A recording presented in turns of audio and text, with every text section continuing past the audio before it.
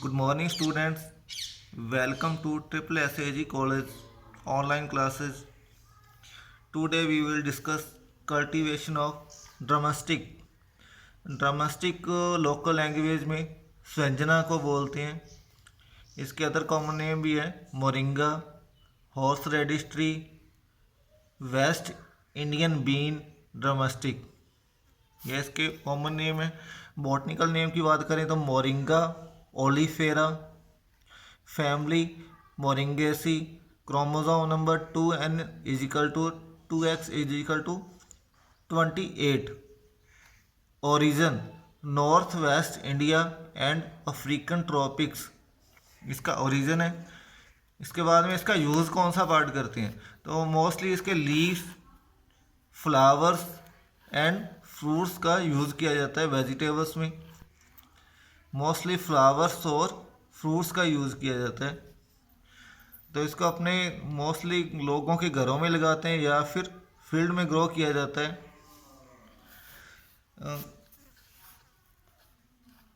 इसके जो फ्रूट्स होते हैं उसमें फ्लेवर पाया जाता है। इसमें प्रोटीन, खनिज पदार्थ, विटामिन अच्छी मात्रा में पाए जाते हैं। मलेशिया में इसके बीज को मूंगफली की तरह, ग्राउंडनट की तरह खाया जाता है। नेक्स्ट, बीज में ऑयल पाया जाता है जिसे बेन या बीहन ऑयल कहते हैं। इसका यूज़ वॉच, कंप्यूटर आदि में लुब्रिकेशन के लिए किया जाता है। इसके अलावा साबुन उद्योग में इसका यूज़ किया जाता है। सीड्स में 38 to 40% ऑयल पाया जाता है। नेक्स्ट, ये ऑयल जो होता है ये ऑर्डरलेस होता है और सूखता नहीं है, मीन्स ये ड्राई नहीं होता या इसका वेपोरेशन नहीं होता। पुराना होने पर इसमें स्मेल भी नहीं आती है। इस तेल का उपयोग हेयर ड्रेसिंग, परफ्यूम और खाने में भी किया जाता है। नेक्स्ट, जो खली बनती है इससे तेल निकालते टाइम, उसको वाटर को प्योरीफाई करने के काम में लेते हैं। मोस्टली वाटर को प्योरीफाई करने के लिए रसायन का यूज़ किया जाता है एल्युमिनियम सल्फेट, जिसको एलम भी बोलते हैं। इसके स्थान पर अपने ऑर्गेनिक मैटर जो है, अपने मटेरियल ड्रामेस्टिक ऑयल केक का यूज़ कर सकते हैं।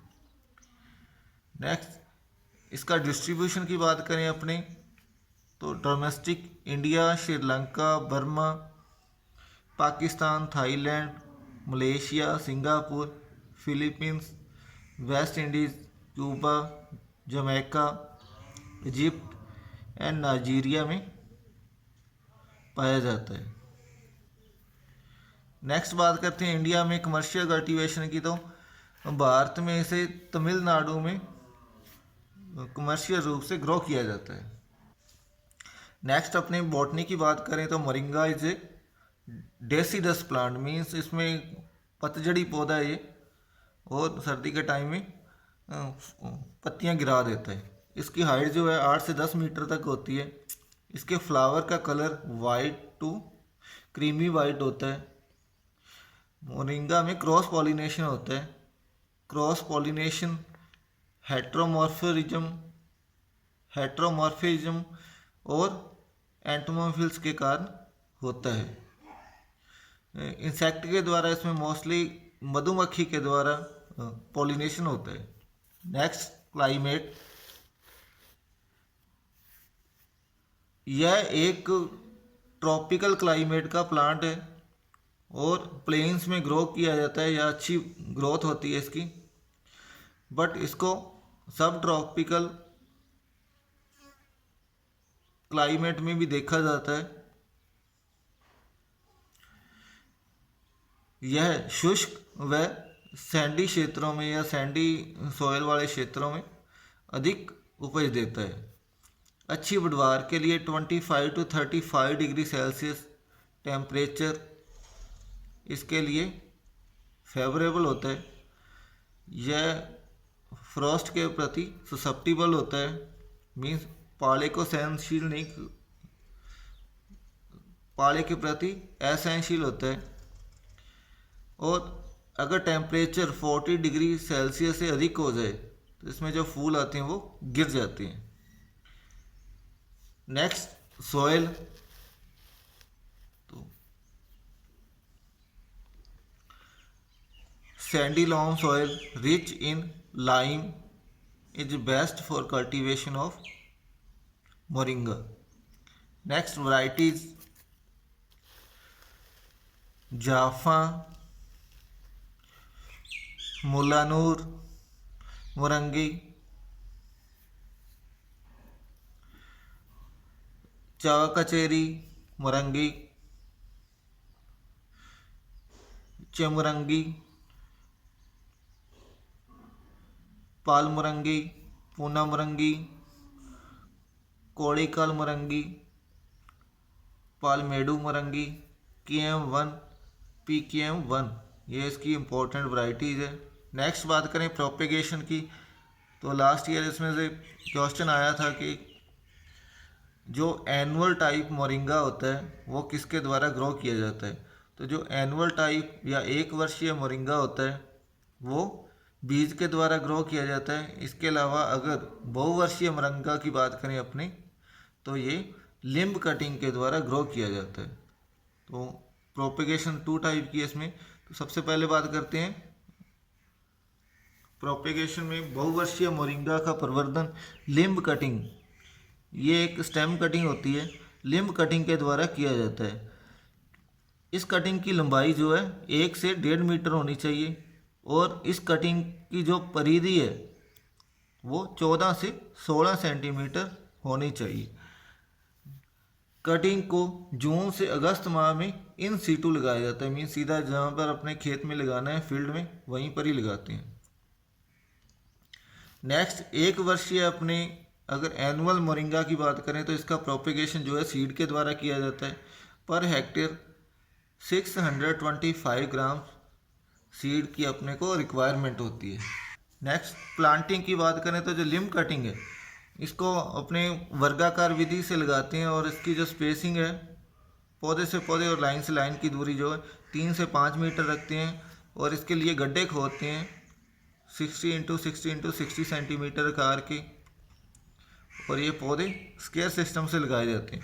इसके अलावा जो एनुअल मोरिंगा होता है उसकी जो स्पेसिंग है 2 इंटू 2.5 मीटर 2 से 2.5 मीटर रखते हैं और इसके लिए जो पिट का साइज़ है वो 45 इंटू 45 सेंटीमीटर का अपने पिट खोदते हैं और पर पिट 12 kg FYM सॉइल के साथ मिक्स करके अपनी पिट को भर देते हैं और बीज को या तो इन सीटू लगाया जाता है या फिर पॉलीथीन के बैग में ग्रो किया जाता है और इसके लिए 15 इंटू 7 सेंटीमीटर आकार के बैग यूज़ किए जाते हैं और बीज बोने के 1 माह बाद पौधे फील्ड में लगाने योग्य हो जाते हैं।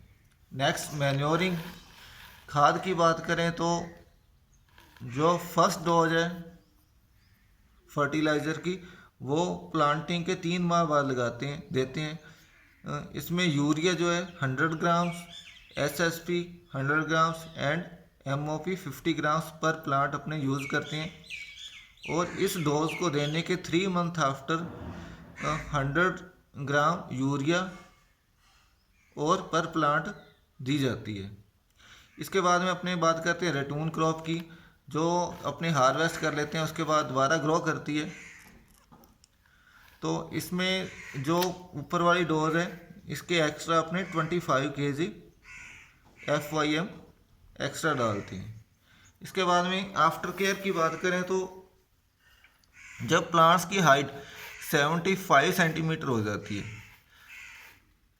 तो उस टाइम इसमें निपिंग कर दी जाती है, मीन्स जो मेजर इसका शूट होता है उसको रिमूव कर दिया जाता है जिससे साइड में ब्रांचेज निकलती है और ऐसा एरिया जहाँ पर तेज़ हवाएं चलती हैं ऐसे एरिया में टहनियों का टूटने का डर रहता है। ऐसे एरिया में पौधे के चारों ओर 30 to 45 सेंटीमीटर ऊंचाई तक माउंट बना देते हैं, मीन्स मिट्टी चढ़ा देते हैं इसके चारों ओर। नेक्स्ट बात करते हैं इरिगेशन की। तो ये एक मोस्टली सूखा सहनशील फसल है, ज़्यादा इसको इरिगेशन की ज़रूरत नहीं पड़ती। फिर भी स्टार्टिंग टाइम में सीड के जर्मिनेशन के टाइम में इसको वाटर की ज़रूरत होती है। तो सबसे पहले बुआई से पहले इरिगेशन करनी चाहिए, उसके बाद में बुआई के 3 दिन बाद इरिगेशन करनी चाहिए, और अंकुरन तक सॉइल में मॉइस्चर स्ट्रेस नहीं होना चाहिए, और इसके बाद में 10 से 15 दिन के अंतर पर इरिगेशन करते रहना चाहिए। नेक्स्ट है हार्वेस्टिंग। तो हार्वेस्टिंग जो एनुअल मोरिंगा होता है, ये 6 माह बाद लगाने की प्रोडक्शन देने लग जाता है। इसके अलावा जो पेरिनियल है, लिम्ब कटिंग के द्वारा ग्रो किया जाता है, ये 8 से 9 माह में फल देने लग जाता है, और फूल आने के 60 दिन बाद फल हार्वेस्टिंग योग्य हो जाती हैं। इसकी फलियों की तुड़ाई जो है 2 से 3 महीने तक चलती है, और जो एनुअल प्लांट होता है, पर प्लांट अपने को 200 to 250 पॉट्स पर ईयर, या फर्स्ट ईयर एनुअल प्लांट है तो 1 ही साल प्राप्त होती है, 1 साल अपने को मिलती है। नेक्स्ट है बाइनियल प्लांट, पेरिनियल प्लांट, बहुवर्षीय पौधा। तो इसमें स्टार्टिंग में कम उपज अपने को प्राप्त होती है, बट लेटर स्टेज में अपने जो जैसे जैसे प्लांट की हाइट बढ़ती है और एज बढ़ती है, तो इसमें प्रोडक्शन बढ़ता जाता है। तो फर्स्ट ईयर और सेकंड ईयर अपने को 80 to 90 फ्रूट पर प्लांट पर ईयर मिलते हैं, and fourth and fifth year 500 से 600 फ्रूट्स पर प्लांट पर ईयर अपने को मिलते हैं। मुख्य फसल जो अपने मार्च से लेकर जून तक अपने को मिलती है। इसके अलावा अपने सितंबर से अक्टूबर में भी सेकंड जो क्रॉप है वो ले सकते हैं। जैतून क्रॉप जो है 6 माह में ग्रोथ करके दोबारा फल देने लग जाती है।